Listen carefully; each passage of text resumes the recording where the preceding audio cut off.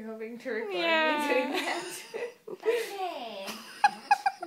So what I wanted to say earlier was that the main goal of aldosterone is to preserve sodium and therefore water concentration in the body, and this is during times of need to prevent dehydration. Okay, on to cortisol.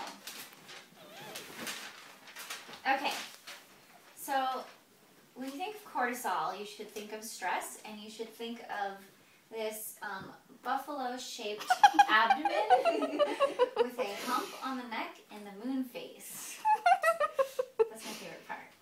Okay, the point of cortisol is to enable the body to use fatty acid energy instead of glucose during times of starvation or stress, any kind of stress, mental, physical, trauma, mental trauma. Okay. So cortisol works on carbs by stimulating gluconeogenesis, and it decreases glucose uptake in tissues, and so you get an increase of plasma glucose. And on proteins, it decreases protein stores in all cells except for the liver tissue, and it increases liver proteins, and you make new amino acids with all of this breakdown from other parts of the body. And in fat, it increases fat mobilization from adipose. And what did we decide? We don't really know why you get central obesity. No, We don't know. we don't know. But that's what happens. Figure it out yourself. Yeah, you need to know this. Okay. Tell us later. Moving on, cortisol is also important in anti-inflammation, and so one of the theories is that, well, this isn't a theory, but the next part is, when you have stress, ACTH is released immediately, and within a matter of minutes you have increased cortisol in your blood. And they theorize that the point of this system is that cortisol increases synthesization, it's almost as hard as glomerulosa, for new amino acids, and that these newly formed amino acids are important for cell continuity in life, for mitosis and DNA replication, and just general survival of the cells and the tissues.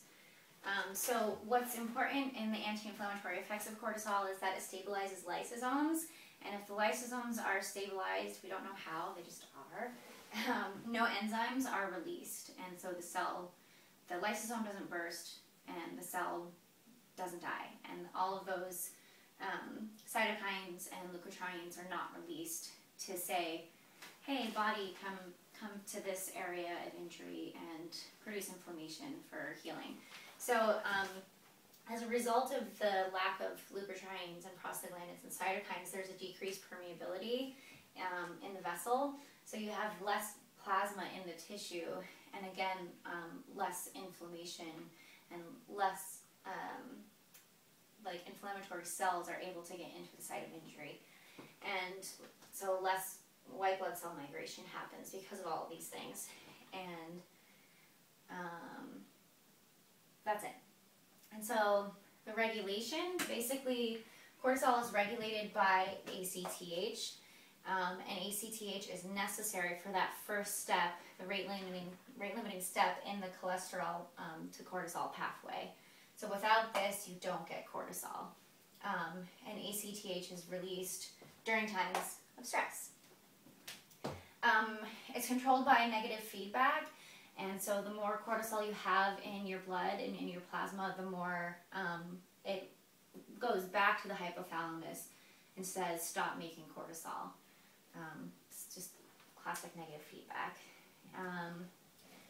Dr. Gugliucci wants us to know about the circadian rhythm, and basically all that is for cortisol is that you make more when you're awake, and there's a surge in the morning, and it sort of levels off around midnight. That's all.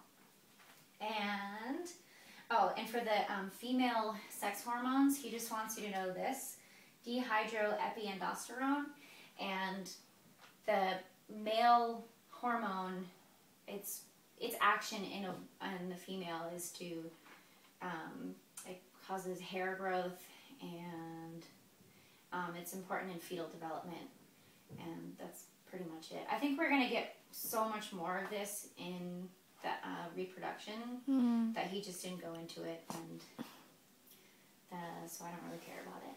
Cool. And that's it. I'm done. Woo! Thanks for coming to class today. You are such a good teacher. Oh my I god, know. the teacher is so hot. Seriously. Don't you think so, Sammy? Yeah. Yes, you do.